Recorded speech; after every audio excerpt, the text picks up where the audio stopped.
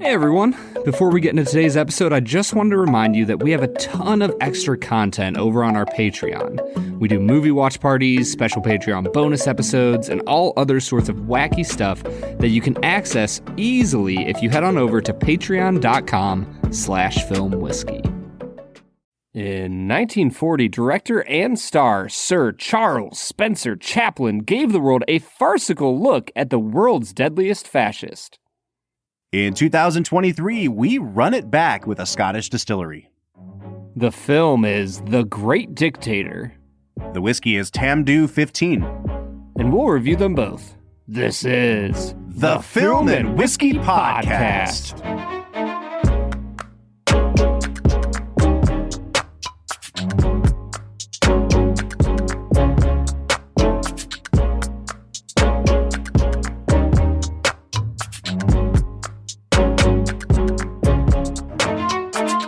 Welcome to the Film and Whiskey Podcast, where each week we review a classic movie and a glass of whiskey. I'm Bob Book. Einst der Funke Banana. I believe that's German for I'm Brad G. That is, actually. And this week we are looking at the 1940 Charlie Chaplin comedy, The Great Dictator. Now, if this is your first episode joining us, it's going to be a wild ride, folks, because we're talking about some weird stuff today. But also, I want to set the stage a little bit. We are in the middle of a mini-series of films by director Charlie Chaplin, and we're kind of going a bit out of order here. So we have 4 films on the docket. This is movie number 3, but it is definitely the latest movie chronologically. And it's by far the outlier among these 4 films because it's the only one that's a sound film. Chaplin did not move into making sound pictures until 13 years after the premiere of The Jazz Singer, which is regarded as the first talkie. And you can tell. You kind of can, man. I'm interested to talk about this movie because I think that Chaplin has purpose behind why he uses or doesn't use sound, but it's also really interesting to see someone who is such a master at one medium try his hand at another one in a way that he hasn't done before.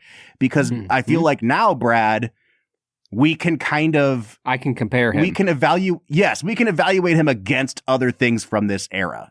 Yes. I've watched Double Indemnity. Yes. I've watched I've watched Casablanca. I've seen films from the 40s that have sound. Yep.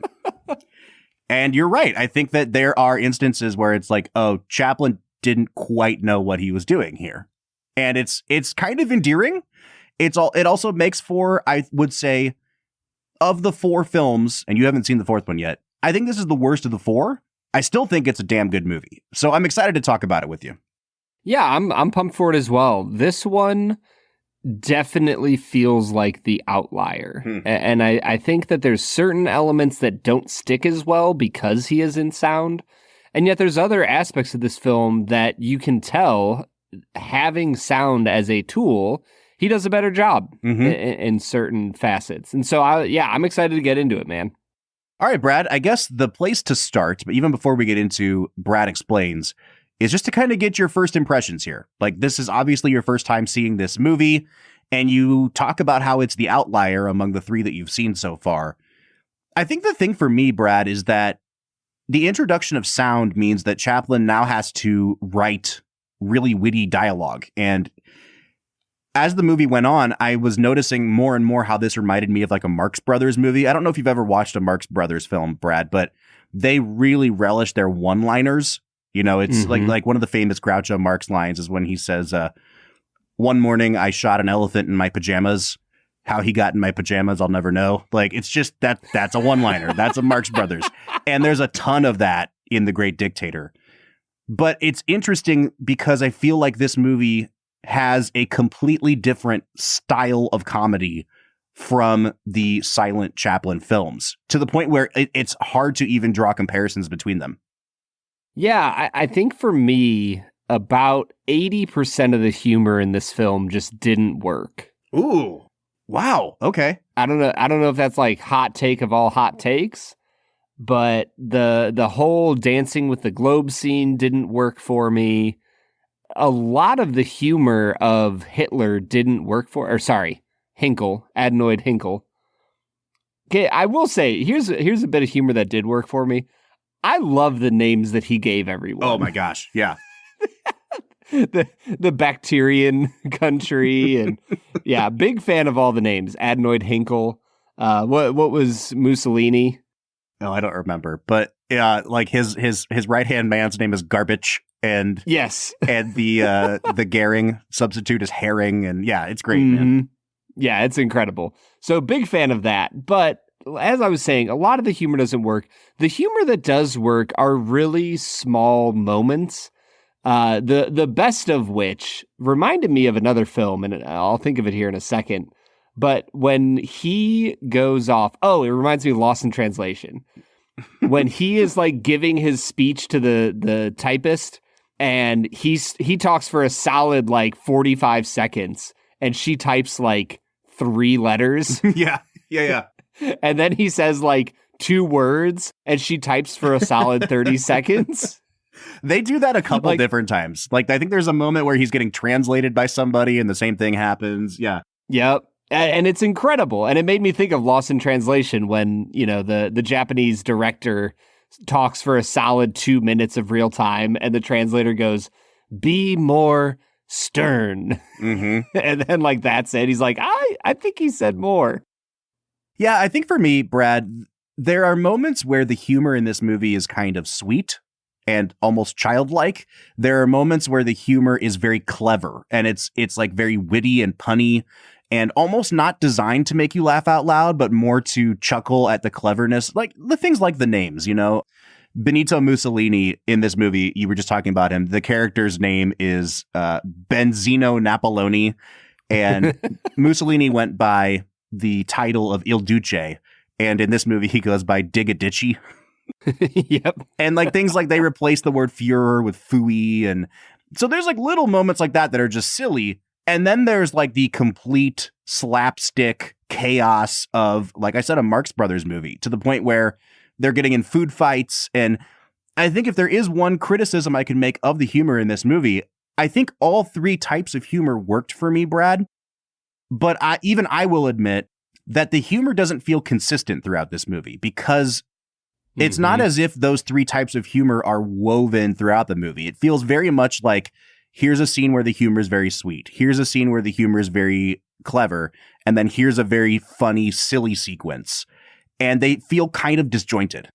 Yeah, 100%. And I think that was the frustrating part for me, is that I never knew quite where Chaplin was going with a scene, whether it would be a serious scene or a comedic one. And the humor just didn't always land. Mm-hmm. And I know that Chaplin talked about that when he was making this movie, if he knew how truly horrific the Nazis were, he might not have even made the film, because the comedy just doesn't land in light of the horrifying nature of what the Nazis did in Germany and beyond. Yeah.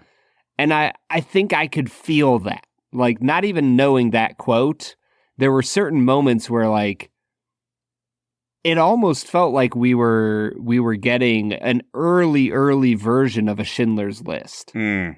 When the troopers are knocking down the doors and pushing their way into the homes, like, I almost wanted to cry. Yeah. Like, and that just... And to his credit, I mean, that scene is not played for laughs. Like, the moments of the Nazis, quote unquote Nazis, in the Jewish ghetto are harrowing. And especially because, Brad, I think we're going to have to kind of set the stage a little bit here. I want to get to Brad Explains, but it's really important from the get-go to talk about the historical context of this movie. So it comes out in 1940.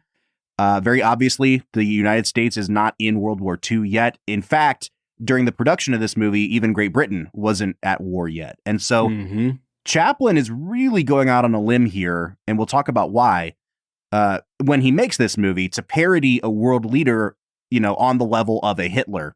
But also because, we didn't find out, the world didn't find out about the horrific nature of concentration camps or the extent to which they had become death camps until after the war, and this very harrowing documentary footage comes home. And so Chaplin is doing his best from what the rest of the world knew about what was being done to the Jews at this point, and obviously we had Kristallnacht at this point. And so it was even worse than Chaplin knew at this point. But watching it now, over 80 years later, Brad, it does create this kind of surreal sense of like, almost like Inglourious Bastards, where it's an alternate reality of like what could have happened, because the end of this movie, and not to spoil too much of it, but it really is a plea for peace and a plea for humanity to prevail over barbarism.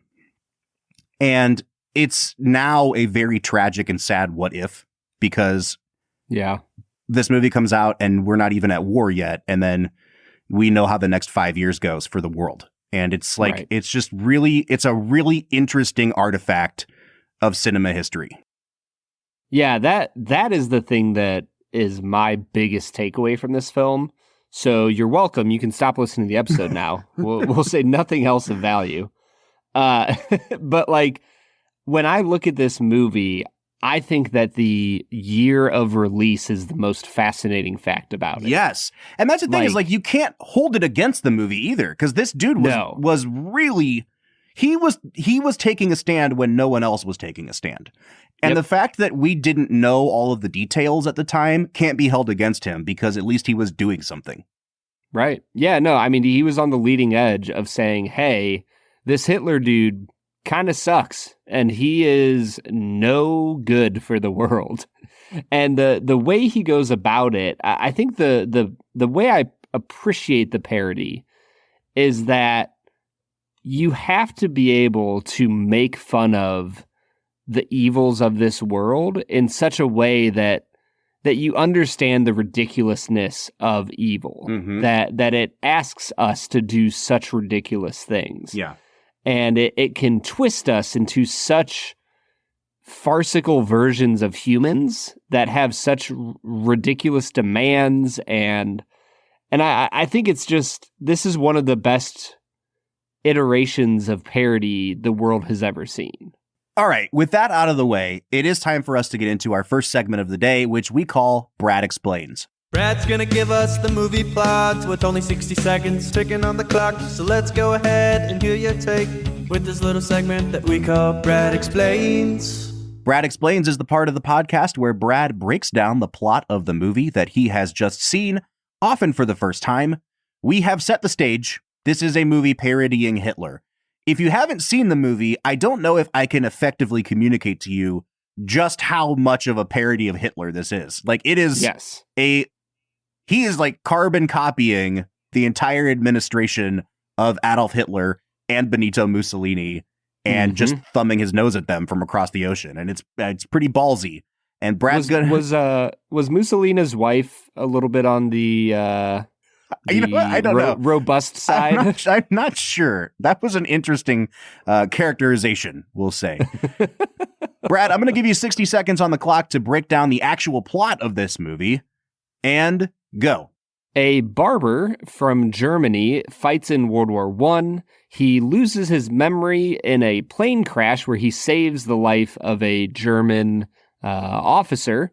And he wakes up in a new, sorry, not Germany. Tomania. Tomania, I apologize. Tomania, fake Germany. He awakes in a Tomania ruled by Adenoid Hinkle, the Hitler stand-in, who is doing his best to start a world war. The barber, on the other hand, falls in love with a local girl, tries to reopen his shop, and is harangued by the local stormtroopers of Hinkle's regime. He and the officer are reunited, sent to a prisoner of war camp, escape, and in the midst of escaping, Hinkle is out on a fishing trip and is taken to be the escaped barber. The escaped barber is taken to be Adenoid Hinkle, and he gives a speech denouncing the evils of dictatorial rule. Boom. I think the only thing that is probably the most crucial piece of the whole thing that you left out there, Brad, is that they are lookalikes. This Jewish barber is a doppelganger of the dictator Adenoid Hinkle, and hijinks ensue as a result. Mm-hmm. Not really till the very end, though. Yeah, you know what? That's one of the things that I took away this time around, Brad. I have not watched this movie. In fact, I may have only actually seen this movie once before this watch. I've watched the ending speech 20 times. I don't think I've actually like watched it front to back in probably 10 or 15 years. Yeah. And watching it this time, I forgot that not only do their paths not cross until the end of the movie, but unless you know where the movie is going and that there is going to be an eventual mix-up, you kind of don't really know where the movie's going. Like I don't want to say it feels aimless, but they certainly aren't implying that there's going to be some sort of crazy mix-up here. You can kind of guess it from the fact that Chaplin's playing dual roles, but I don't really think that there's a sense of like forward momentum with these two storylines eventually crossing paths. They just seem like very disparate and like they're not ever going to converge. No, I mean, I'll tell you as a first-time viewer, I didn't expect them to converge at all. Like the fact that they looked alike was, in my mind, not a result of the plot. It was a result of Chaplin just trying to highlight both characters. Mm-hmm. Like I did not find myself at a single point in the movie thinking that there was going to be a Shakespearean, double identity mix-up until like the very end when you're like, oh, they're going to get mixed up. But I'm with you, man. I think the weakest part of this film is how aimless it is. Like you said you wouldn't say that. I will say it. This movie is aimless and has no driving force behind it other than, hey, let's make fun of Hinkle and like kind of show the plight of the Jews in the ghetto. And that's about it. And I think that honestly, like the individual scenes or sequences work really well as like self-contained parody sketches. But they go back and forth between Hinkle and the Jewish barber. And like I said, I mean, there's just no hint that those are going to intersect at any point. And there's some parts of the movie where Hinkle completely disappears from the picture. There's other parts of the movie where the Jewish barber completely disappears from the picture. And especially the last 40 minutes of the movie, Brad, which I think are by far the strongest part of the movie, like to the point where I have no complaints really about any of what happens in the last 40 minutes. Hinkle, the dictator, receives a visit from this Benito Mussolini stand-in. It's really, really funny. Like the train arriving in the station and then backing up and then moving forward. It's like, it is straight Three Stooges. There's so much Three Stooges in this. And then you get the actual mix-up and you get this very rousing speech at the end of the movie. But they spend so much time going full silly and full slapstick with the Mussolini stuff that they don't even show the Jewish barber for like 30 minutes of the movie. And when he finally comes back in the picture, I legitimately, having seen the movie and knowing where it was going, was like, oh yeah, this guy. I forgot about this character, which is probably not something you want at the, 90% finished mark of your movie. Yeah, I mean, I don't know if it was Chaplin's desire to parody Hitler that kind of sent the movie off the rails a little bit as far as like moving towards a conclusion, or if it was just his like first foray into sound that he didn't totally know how to wrap up a movie. But it definitely feels like something was keeping him from being able to keep this movie driving forward towards a satisfying conclusion. Brad, I have a feeling that I like this movie more than you do, and I'm not going to ask you to give, obviously, a final score at this point, but do you agree that individual scenes or sequences of the movie work really well, or was the whole movie, no matter how you kind of slice it, unsuccessful for you? I would say the latter. Wow. Okay. I think that there are individual scenes that work for me, but overall, they never tie together in such a way that make the film motivating, that make the film enjoyable. Like, at the end of the day, I think that this is a really important film. Like, I think people should watch it. I think it's something that helps you understand the history of World War II. So I'm in on this movie. I like it a lot, but not because of the movie itself. Wow. Okay.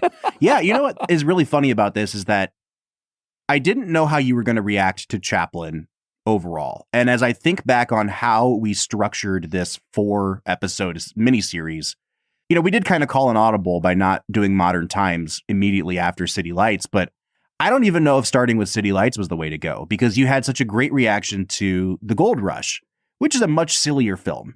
And I wonder if City Lights might have had a bigger impression on you if we had started with The Gold Rush to kind of like ease you into the world of silent movies and then gone to City Lights. But by the time we got to this movie, I was thinking to myself, I really think Brad's going to like this, because he's going to get all the references, obviously, like they're references to one of the most infamous people ever. Yeah. But it's a sound movie, and the way the jokes are structured, the way the gags are structured is so similar to Marx Brothers, to Three Stooges, to, you know, like you've said, Looney Tunes. The Looney Tunes were hugely influenced by this movie. And so I am really surprised that it was ultimately not successful for you. Yeah, I can't explain it other than to say that the jokes just continually fell flat. Like there's a few jokes that worked. And like the very opening speech that Hinkle gives was like pretty funny, but it went on a little bit too long. And the whole gag of him speaking nonsense gibberish German is funny in that first scene. And the rest of the film, it just feels forced. And I don't find it to be amusing unless they use it for effect like they do with the typewriter scene where, you know, he talks a lot and a little is written and the reverse. Like that's pretty funny. But overall, just the jokes kind of just continually landed flat for me. I think the thing that kept me involved in the movie and interested was in the story it was telling about Jews in Germany. You know, for me, knowing that it was filmed in 38 and 39 and released in 40, there is a fascination for me to see what Chaplin knew about what was happening. And I think that's the story that was interesting to me. And the reason I was sucked into the film is because I know the history of World War II. Yeah. And what was going on. And so that's what I found fascinating about it as a film. It's an incredible cultural artifact that we have. I do want to kind of defend this movie a little bit, because like I said, I don't think that it's the best of his films that we're watching, but I might fight for this movie harder than any of the 4 movies, just because A, it is a really culturally important movie, but B, I really do think the humor works, and I think that it's one of those films that if you just want to enjoy the really dumb, silly moments, you can. But then there's a lot of moments that they get funnier the more you think about them, and the more you think about the reason why he's doing it. So something like the gibberish German sound. He does it, you know, throughout the movie, where he's not really speaking German, but he mimics Hitler's kind of cadence with these made-up German words and throws in like a Wiener Schnitzel or whatever here and there. I do think it's really funny in the opening scene where he really starts going in on the Jews, and you just keep hearing like der Juden, and he's saying all these horrific things, and the guy that's like announcing on the radio, all he says is Prime Minister Hinkle has just referred to the Jewish people. And then it goes on to the next thing. It's really funny because you know he's saying something way more than that. But what I love about that extended gag is he only does it when he's really mad. And I think that Chaplin really smartly uses that to his advantage, because what he's doing is he's making a commentary on the overall rhetoric of Hitler, and that it only comes up when Hitler is at his angriest. But the things that he spouts when he's angry are, in fact, gibberish. They are nonsense. They are worthy of parody. And I love that keeps coming up, that he talks like a normal, sane person until he flips a switch, and then he becomes Adolf Hitler. And Adolf Hitler is this object of derision. Brad, I think I'm going to end up swearing more on this episode than I initially intended to. But I really feel very strongly about this movie, and I feel very inspired by it. And I think that there is something... Man, I have a lot of feelings. I'm trying to decide what to share and what not to share, Brad. What does it inspire you towards? I think that you and I come from a subculture, Brad, in Christianity, American Christianity, where there has always been a bent to not ruffle feathers politically. And I am we're also from the Midwest. Right, so. right. That's also a cultural thing. And I'm not advocating for people to just be belligerent, but I think that there are very black and white things that happen in the world, whether it's in 1940 or 2023, and that every once in a while, I think that the ethically, morally right thing to do is to stand up and say, "F that guy." And I love that Charlie Chaplin continually paints Hitler not just as a buffoon, not just as an object of derision, but actively sets him up as a way to say, "F this guy." Why am I going to do this? Because f him. That's why. Like, the Nazis are like, do you know what I'm saying? Like, I like it when works of art have the purpose behind them of because f him. And especially when it is somebody as heinous and purely evil as Hitler. And I just think it inspires me, I mean, to swear a lot on this podcast, but also to not take a back seat and not wait it out, which was the policy of America at this time. Yeah. No, there's so many people in America that were isolationist at this point that were saying, like, we got involved in the last one and this is, European problems. We don't need to get involved here. I think that Chaplin is brilliant in what he does here. If you want to come at this movie from the cultural significance, viewpoint, I'm 100% with you. Like, the fact that Chaplin had the balls to get up there and just completely rip him apart is beautiful. I'm just going to take on the role of a film critic here, Bob. For sure. Because somebody needs to do it, and I know I'm the true film critic here. Of course. And say that the movie's just okay. Man, I wish this worked for you more.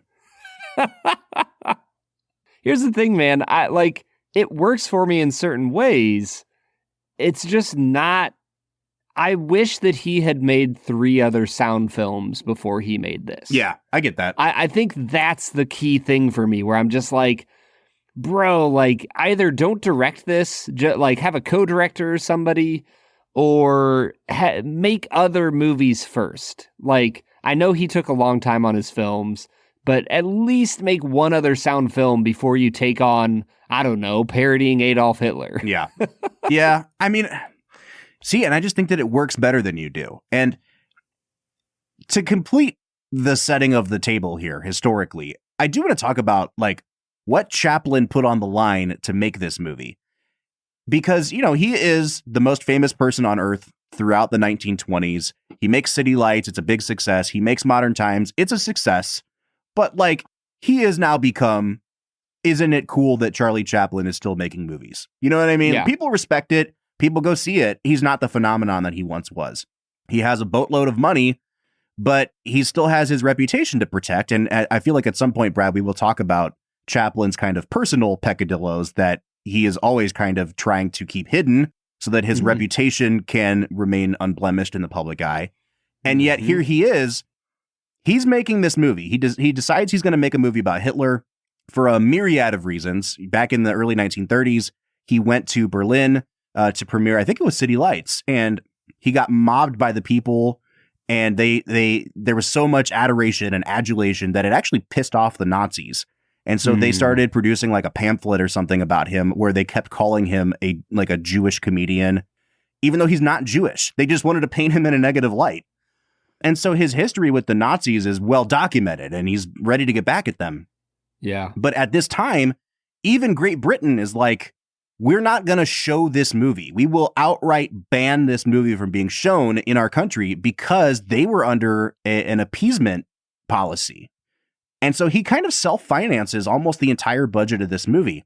Roger Ebert says he put up $1.5 million of his own money, which in today's dollars would be about $32 million. He spent $30 million or more of his own money, not knowing if he was ever going to make it back, not knowing if it was going to totally tank his career, because he felt like somebody had to say something. And damn it, Brad, I wish this movie worked better for you, because I wanted to make that declarative statement of like, and it did. He did say something. Yeah, he did. 100%. I'm going to keep saying it, Bob. I like the statement that he made. Yeah. Although I think his final speech might be one of the saddest artifacts of this film for a variety of reasons. And we can get into that after the break.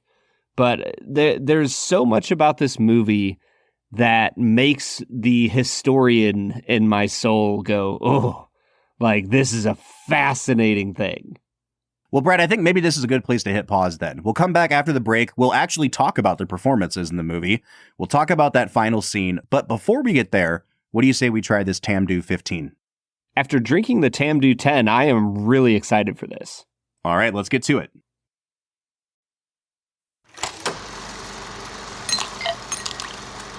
All right, so today we are checking out Tamdhu 15. Last week we tried Tamdhu 10. I would encourage you to go back and listen to that review because we give a lot more background than we're probably going to give today, Brad. Tamdhu is a Speyside distillery in Scotland, Speyside being one of the whiskey distilling regions of Scotland. We really liked Tamdhu 10, Brad. It was a single malt. It was aged entirely in sherry casks. I think that's the same thing we're getting this time around. Yes. Yeah, 100%. It is aged in sherry casks. Sherry is a fortified white wine made in Spain primarily. And so you get a lot of grape flavor on this. Well, I am just now cracking my bottle, Brad. This comes in at 92 proof. As we said, aged 15 years. There is some beautiful color on this, Brad. The color is drastically darker than the 10-year was. Yep. Yeah, it is one of the more beautiful colored scotches I've ever seen. A lot of times Scotch can kind of come in a little lighter on the color palette, and this one has really beautiful, deep, caramely amber colors to it. All right, man, let's just dive in. I think we've said enough. Like, there's not a ton more information to give here. I'm going to talk about the nose here, and this has one of the most potent, dark grape-forward sherry noses I've ever tried, Brad. Yep. It reminds me of the Nomad Outland that we have, just in terms of the sheer decadence. But it's a lot more like plummy than that. Like it really smells like plum, like prune. Really, really, really nice. I will say that towards the very end of the nosing experience, it kind of tipped into like a little bit of almost like a cherry Robitussin for me. And I hate when I think about Robitussin. Like I just have scars from my childhood from that. But overall, a really great nose. I'm going to give it a 9 out of 10. Yeah, I think that this is a really solid nose. For me, the grapes came through very, very strong. There's some orange zest. The barley is present throughout. There's almost like a creamy, cheesecakey feel to it. And the longer I sit with it, there's some notes of like an allspice coming through. I think it's really solid. I'm going to sit a little lower than you at an 8 out of 10. All right, let's get into the taste, Brad. I just had my first sip of it. I really like this. I think it's entirely more complex, and it has a lot more of a punch to it than the 10-year did. You can hear my mouth watering over here. Oh, I try not to make lip smacking sounds, but I can't help it today. This is real prickly. And again, it reminds me of some Highland scotches we had in the way that the alcohol manifests. Like this drink's kind of like a Glenmorangie on the tongue, but way more grape, way more prune. And honestly, I think that the Robitussin kind of comes back a little bit. It tips into being a little bit more medicinal and bitter towards the back end, kind of like a bitter cherry.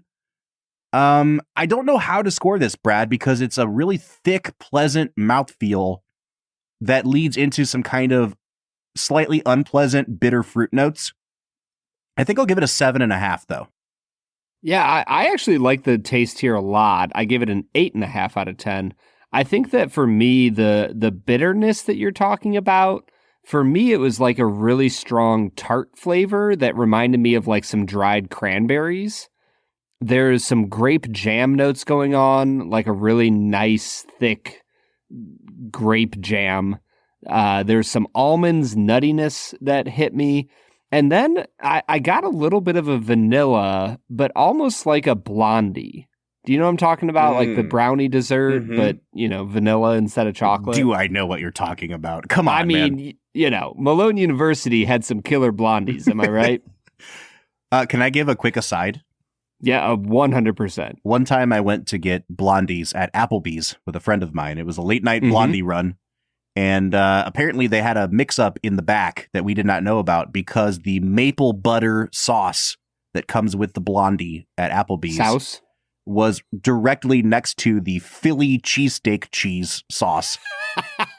And so we poured out the sauce and took a bite of our Blondies, and it was covered in Philly cheesesteak cheese. It was freaking gross. I can't imagine anything going wrong with that experience. Sounds delicious. You've never lived until you've had vanilla ice cream topped with Philly cheese. Yeah, that sounds like one of the greatest experiences you probably could have had at Applebee's because you went to Applebee's. Exactly. This sounds like it's your fault, Bob. Perfect. All right, so did you give a score on the finish? The finish, no. The finish for me was like a 7.5.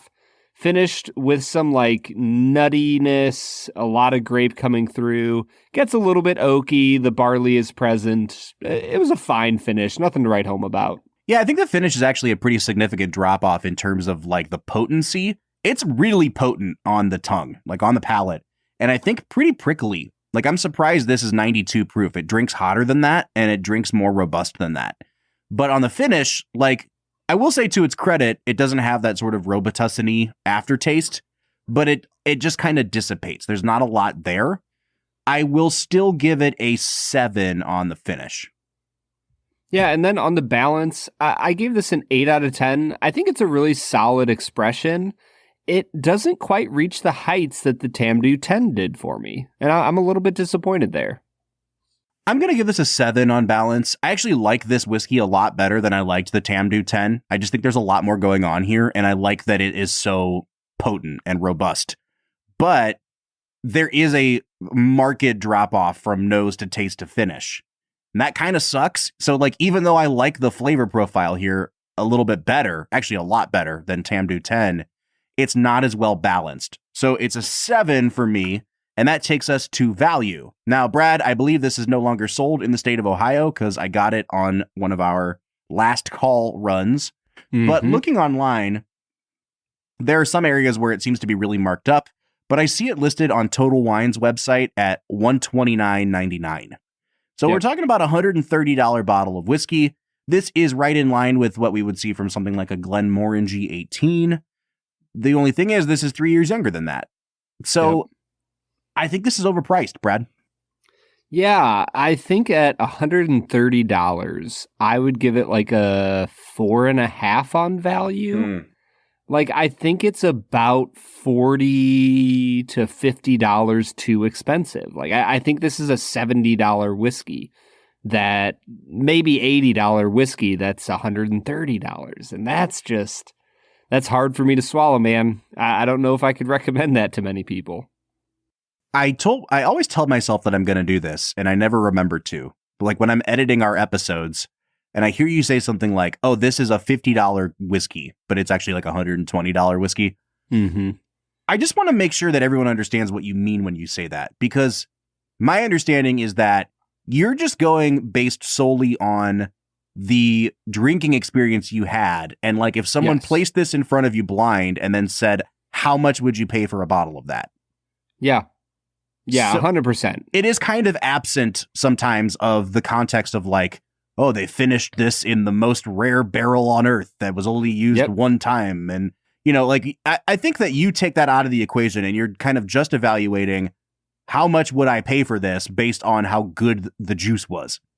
Yeah, the way you're saying it doesn't sound complimentary, but I'm taking it as a compliment. No. I don't mean it. And I think it's good that you and I evaluate stuff differently sometimes. Like, because I'll even say stuff like, hey, I understand why this is priced at $130. I just don't like it. Does that make it a bad value? And that makes it harder for me to evaluate whether it's a good value because it seems like a competitive price in the marketplace for the amount of labor that went into it. This one, I can say pretty definitively, I think is overpriced. Like they're not really using any sort of special barrels to finish this in. I know that it's aged 15 years, but you look at something like a Glenmorangie 18, that is about in line with this, and you get 3 more years of aging.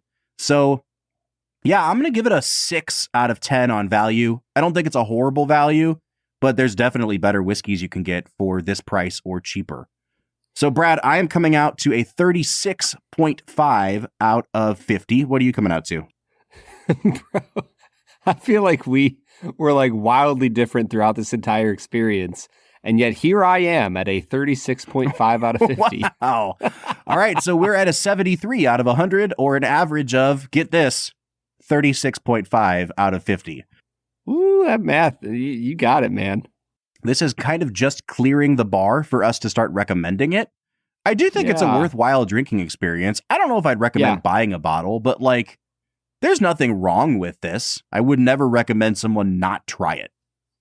Yeah, I think it's 100% worth a pour. Even if that pour was like $8 to $10, I think it'd be worth it. But to buy a bottle, like maybe go in on it with a friend or two to try it out. But I don't know if I could recommend a whole bottle of it, Bob, other than the fact that their bottles are freaking gorgeous. It is a very, very lovely looking bottle.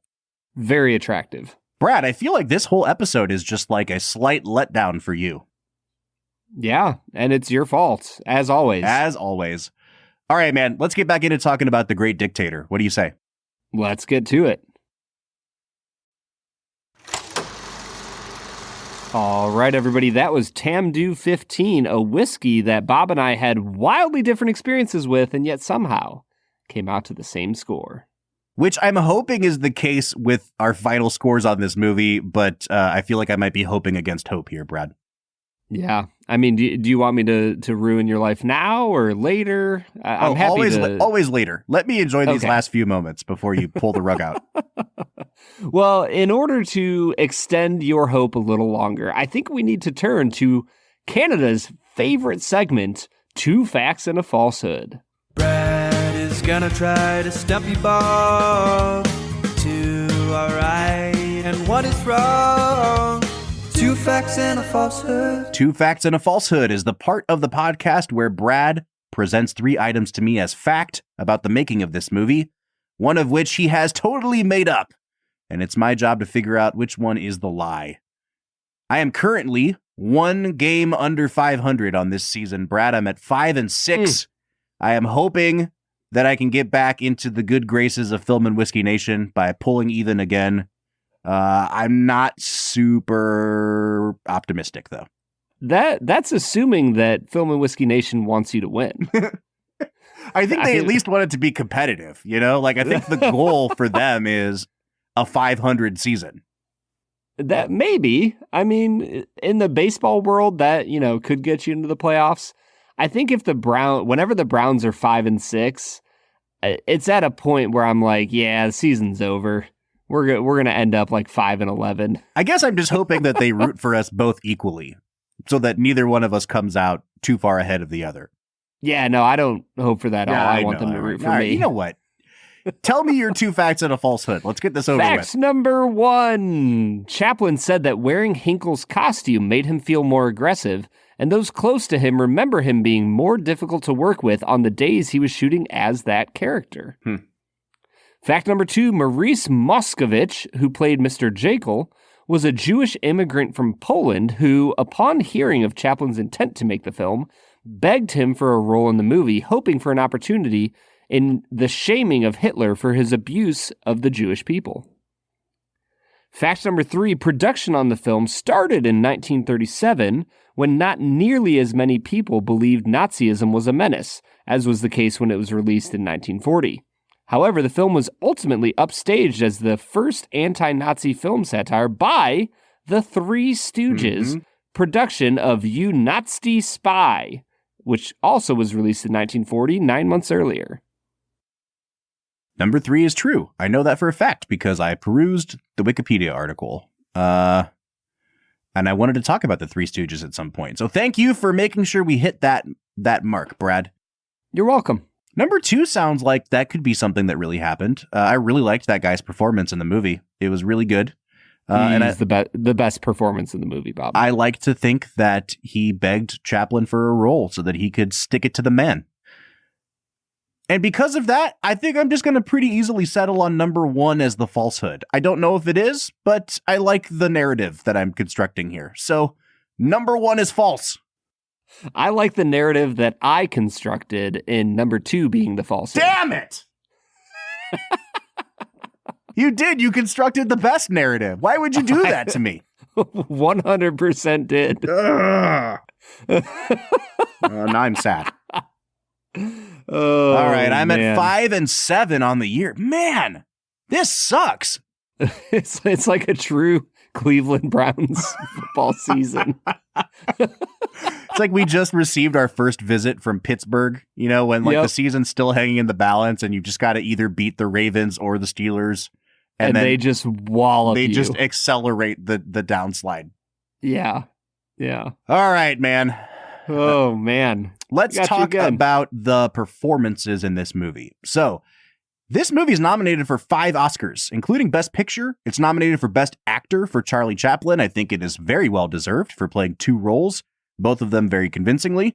It's also nominated for Best Supporting Actor for the guy that plays Mussolini, who is, he comes in for the last 30 minutes of the movie and just drains 8 threes in a row. Like, he is the Duncan Robinson of this movie, and he's freaking great.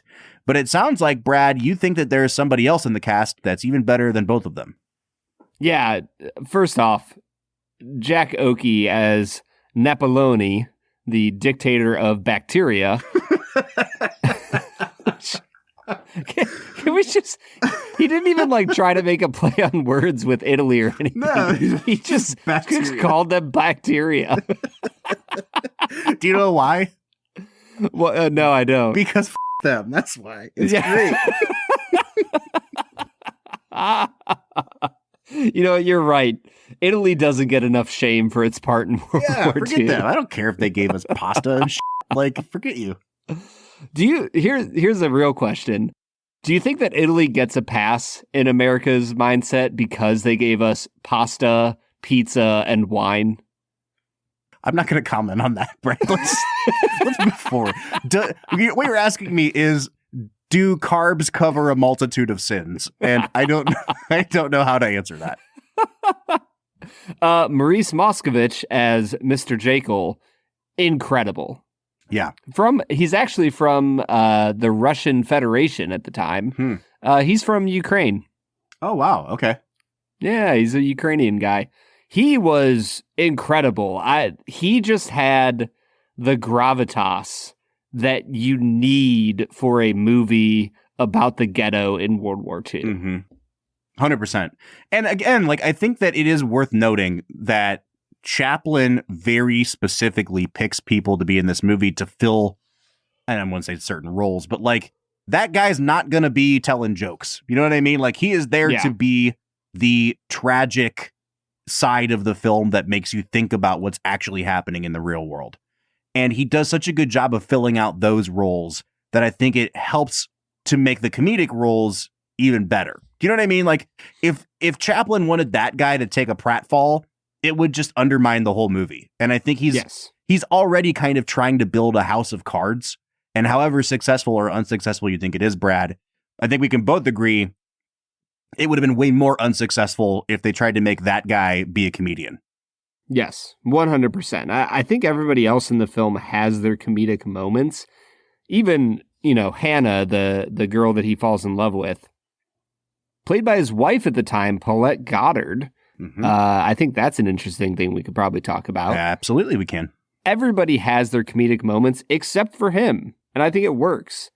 I think that Henry Daniel, who plays Garbage. Oh, he was my favorite part of the movie. He was so good as Hitler's right-hand man. Yeah. Can I tell you who he reminds me of? Who's that? I thought that he, looks-wise and the way he talks, reminded me of Ralph Fiennes from Schindler's List. Oh, interesting. Wow. There's just something about the way he looks and talks that is slow and menacing. And here it is very comedic and played for comedy. But there's something about it that I was like, oh, Ralph Fiennes. Yeah, I love that. Good comparison, man. Yeah, thank you. That's what I'm here for. What'd you think of Chaplin in this movie? So you've watched him as the tramp in 2 movies now, and the Jewish barber, there's been a very long-standing debate on if this is, in fact, his last kind of iteration of the tramp. He always said, like, it's not really the tramp, but it allowed me to play silently in a lot of ways, because the opposite of that is screaming at people. And that's what I did as Hitler.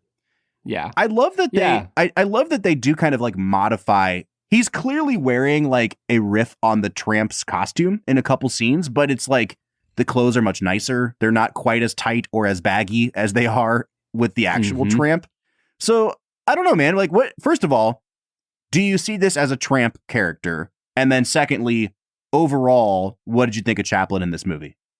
I mean, I think that if you look at the tramp as a character who evolves over time, this feels like the final evolution of the tramp. Like, he is mature in a lot of ways. He has a streak of white in his hair. He falls in love and seemingly like does his best to save her, even if it doesn't mean that he ends up with her. And that feels like an evolution for the tramp. So yeah, I 100% view this as a tramp character. And I've only seen 2 movies with the tramp in it. So you're the expert here. Yeah. I am the expert here, obviously. I mean, Bob, nobody's watched silent films, so come on. You've watched 2 more silent films than the average person, Brad. Where do you think it puts me in like the percentile of movie watchers, of like people who have watched silent films? How many of the American public has watched a silent film? 10%. I'm going to say 10%. 10? So I'm in the top 10, baby. Yeah, you're doing pretty good, man. Let's go. I'm at the tail end of the distribution. So Chaplin overall, playing dual roles. What'd you think of him? Solid. Yeah. I think that as Hitler, as Hinkle, Adenoid Hinkle, I think he does a really phenomenal job of portraying the ridiculousness of Hitler, and the way he feminizes him in a lot of ways, and the way he shows the change of moods, I think is where his parody lies supreme. And then as the barber, I think it's the moments where he's authentic that he's at his best. There's definitely some moments where he's being ridiculous that it doesn't feel real to the character or the story that's being told. Yeah, I'm with you, man. I think that what I really love about the Jewish barber character, and I also see it as a tramp, like it doesn't have to be the little tramp to be a tramp. Because the thing I love about the tramp character, and we talked about this with the Gold Rush, is he might be naive or he might be unaware of things, but he's not an idiot. And he learns valuable lessons a lot of times the hard way. And that's what makes us empathize with him. And boy, oh boy, does this guy learn lessons the hard way. It's unfair. Mariah Gates, when she was here a few weeks ago, talked a lot about how the tramp is always kind of the victim of systems that he has no role in building. Like he's always on the butt end of that. And this is obviously one of those moments. But just having him be a guy that was in a mental hospital for however many years and just now getting released and not knowing anything about the political climate of his country, not knowing that this dictator is in power, and then being genuinely naive and curious and not know how to salute and say, "Oh, Hail Hinkle," and whatever. I think that's what makes it a tramp character. I really loved his performance here on both fronts. Brad, I do think we should touch on Paulette Goddard really quick. We're going to talk about her next week because she's also the female lead of Modern Times, where I think she's even better than she is here. Paulette Goddard is a really interesting character or figure in Chaplin's life. They're married at this point. They had a long-standing affair. Her career kind of suffered a lot as a result of being associated with Chaplin. Not because of, again, some of the things we will talk at a later date about Chaplin's personal life, but because he had his own studio. His productions always ran for years and years, so she was always unavailable to do other movies. She was a finalist to play Scarlett O'Hara in Gone with the Wind. It was between her and Vivian Leigh. And she would have been a good Scarlett O'Hara. A lot of people think that the reason she didn't get that role is because of her association with Chaplin. And I think that it's very telling, too, at the end of this movie, the way that the camera is framing her with the dirt on her face just from slightly underneath and the lighting on her face. It is like an exact replica of that scene where Scarlett O'Hara stands up and says, as God is my witness, I'll never go hungry again. And I think that was Chaplin kind of getting back at Selznick for not casting her as Scarlett O'Hara. I think she's really good here, but I can't wait for you to see her in modern times. Yeah, I thought her performance was really wonderful. I think that what makes her so endearing is the fact that she doesn't even try to have any sort of accent. And I think that's something that I actually really liked about the whole film, is that nobody tries to have an accent. Mm-hmm. And there's so many movies that we've talked about where people try to have accents and it just doesn't work. That it's refreshing to see a movie where he's like, oh, you're from New York? Sure, have a New York accent. Oh, you're from, from Great Britain? Sure, have an English accent. I don't care. Like, we're just making fun of everybody. Talk however you want to talk. Well, and it works to comedic effect, too. Like when he has the Mussolini character just be like a guy from the Bronx. Yep. He has like the offensive Italian, like, I get off on a train, I walk in a, hey, I walk what in are a you red doing? carpet. But then he has a New York accent to go with it. It's great. Yes. Did you catch the Napoleon ice cream reference? Yes. Dude. Like, it's little things like that where I'm like, that was the 20% of humor that worked for me. Yeah. I do want to get into our last couple segments of the day, but before we get to that, let's talk really quickly about this closing speech. It has been clipped to death. Every so often I see it making the rounds on like YouTube or Facebook or whatever, and like people don't know what movie it's from. They just know that it's a very rousing speech. I think that in the context of the movie, it's even more impactful. I'm going to be honest with you and say that I really did tear up the moment where it cuts back to him. It cuts from like a medium shot back into a close up, and he starts talking about in the 17th chapter of Luke. It talks about like the man is preaching, and it got to me in my soul. And I just got to say, man, I don't know how much of Chaplin's use of sound worked for you, but it says a lot about him that he's like, if I'm going to make a sound movie, then damn it, I'm going to give a 5-minute speech at the end of it, and it's going to be the best use of sound anyone's ever had. Yeah. I think that the speech is incredible. And it was fascinating reading Ebert's review of this. The speech did not work for him at all. Wow. Have you ever go look up his review of this? I think he wrote it in 2007. Okay. He like lambasted the speech. However, for me, what worked about the speech is that it is set up in a non-comedic way. That the minister of propaganda gets up and gives a obviously propagandist speech, and then he basically says like, it's up to you. The guy that he's escaping with says, it's up to you. You have to give a speech now. And the speech that he gives is incredible. Once again, I'm going to come back at it from the lens of a historical artifact. It's fascinating to me the humanist bent that you see in the speech. Mm-hmm. Like he quotes scripture for a moment, talks about the kingdom of God being in the hearts of all man, which I'm down with. I'm like, he's preaching there.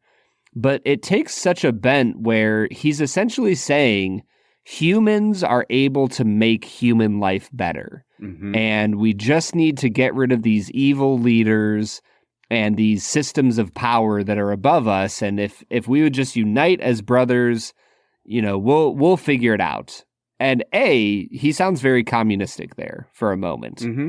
And B, the reality of the situation is, Bob, humans will never raise themselves above the basic sins that have plagued us for thousands and thousands of years. And I think that's the sad part of the speech for me, is that all throughout the 1900s and the 19th century, the 20th century, we were just fooled by this Enlightenment principle that humans can use science and progress to rise above the evils of the world and just usher in this utopia. And you can see that Chaplin is stuck in that idea, and it just makes me sad for him. Because that's not reality as we see it. And I think as we move into the 21st century, I feel like the world is kind of swinging back to a place of recognizing that there's just evil in the world. Yeah. And we don't always know how to handle it, but it definitely seems to be above us in certain ways. And we have to look to something outside of ourselves to handle it. Well, I think that whether you have an ideology similar to you and me, Brad, or whether someone has an ideology closer to Chaplin's, and again, part of the reason Chaplin has to flee America for 20 years is because he is accused of being a communist. And so it's really interesting to watch this speech through the lens of that, because there's very obviously like, you know, instead of saying like workers of the world unite, he says like soldiers in the name of democracy unite. But like it still has the cadence of very famous communist things. A little hammer and sickle action going on here. And so it's like he tries to like sprinkle some democracy on there so that it get past the people that it needs to get past. But yeah, I mean, I see it the same way. I guess my point is, whether you have a more humanistic approach or a more theological approach like you and I do, I think the tragedy of this speech is that now, in retrospect, it seems too idealistic. It seems too pie in the sky. It seems naive. And I think in the moment, it's Chaplin using whatever power and whatever sway he still has over the audiences of the world to say, guys, like, let's come together in this moment. This is like our last chance to do it before shit gets really bad. Not that shit hadn't gotten bad, but like we know now in retrospect, it got a lot worse and that people ignored him. And so again, that's where I think it's important for us to remember this comes out before any sort of, you know, Allied involvement in World War II, when he could still plausibly in his mind try to turn public opinion and keep the world away from war. And now we just see it as like, oh, wasn't that cute that Chaplin thought he could do that? Yeah. But I mean, that's not what you said earlier, Bob. What did you say earlier about his attempt? I said it was successful. Yeah. Yeah. No, I still think it. Listen, I still think that it is like, if you think that you can change the world with words, if you think that you can inspire people to do something, this is one of the best speeches I've ever seen written. You know what I mean? Like it's not Chaplin's fault that no one listened to him. I think it's a really successful, persuasive speech that fell on ultimately deaf ears, you know? Yeah. And like, on that note, Brad, it's time for our time to make it a double. Time for our last segment of the day. What's another movie that fell on deaf ears? This segment is called Let's Make It a Double. We're near the end of the episode, so thanks for listening to the Film and Whiskey Show. Let's pair another film with this one, even if it's a struggle. It's our final segment of the day, now let's make it a double. Let's Make It a Double is the part of the show where we pair this movie up with another to make a perfect double feature. Brad, I'm really curious, because this movie didn't entirely work for you. What direction are you going here? I'm going to go with another movie that I liked, but did not totally work for me. I'm going to go with Inglourious Bastards. Yeah, I think it's a good call. Yeah, I like, as I was watching this, I was like, yeah, it's a reimagining of World War II. There's aspects of it that didn't work, but ultimately it's a really fascinating movie. You know, I've been talking about the Marx Brothers a lot on this episode. I think that the one that I would pair this up with is their most famous movie, which is called Duck Soup, which is also, I mean, it's not directly parodying any country, but it has invented European countries and rulers and dictators. And I think it's a perfect pairing with Duck Soup.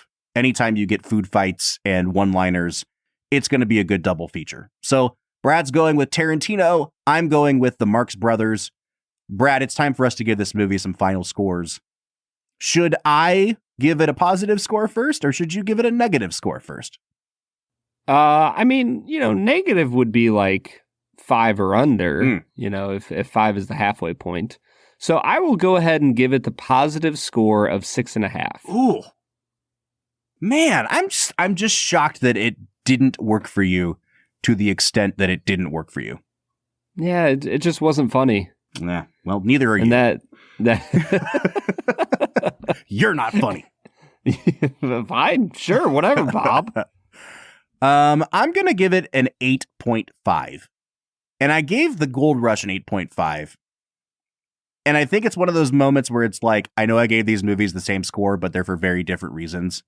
This movie is an 8.5 because it is obviously more flawed than The Gold Rush, but it's kind of cool watching Chaplin try to figure out a new medium.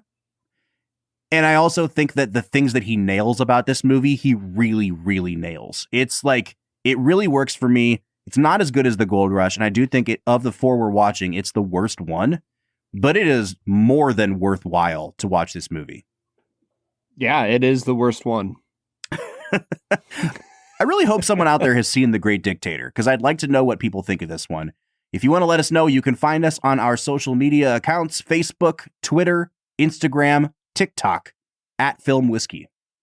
Or jump onto the Discord. Tell Bob how wrong he is on this take about The Great Dictator. You can find a link to our Discord at the end of every single one of our show notes. Next week, we are rounding things out with Chaplin with what I think is his best movie, and I'm sure Brad will argue with me because that's just what we do here. We're watching 1936's Modern Times. So we'll see you for that one next week, but until then, I'm Bob Book. I'm Brad G. And we'll see you next time.